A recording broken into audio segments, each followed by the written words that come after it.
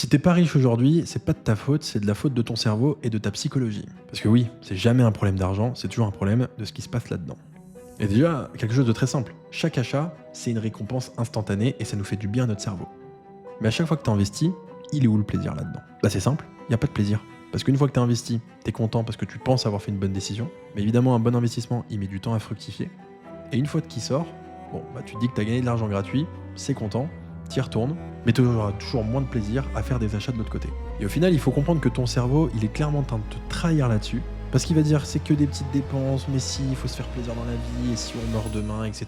Oui, c'est très bien, il faut se faire plaisir, je suis d'accord avec ça. Mais toutes ces petites dépenses cumulées, à un moment, elle va taper tout ce que tu as gagné dans le mois, et à la fin du mois, t'as rien pour investir. Et donc pour ça, l'épargne, ça doit pas être une contrainte, mais ça doit être un automatisme. Si demain, tu gagnes 2500 euros par mois, et que tu es dans la capacité d'épargner 200, 300 euros tous les mois, ce qui en soi est un grand minimum, dis-toi que tu ne gagnes pas 2500 euros par mois. Tu gagnes 2000 euros par mois. Comme ça te permet d'épargner 200 euros. Tu te mets 200 euros de côté. Tu mets tes 300 euros, eux, tu les investis par contre. Et tu te dis non, je vis avec 2000 euros par mois. Parce que si tu gagnes 2500 euros par mois et que tu penses que tu peux vivre avec 2500 euros par mois, oui, là tu seras jamais riche. Et là, tu es dépendant de ta seule source de revenus, ton salaire. Donc déjà, la première des choses, c'est de revoir où va ton argent et d'avoir un œil critique sur tes dépenses.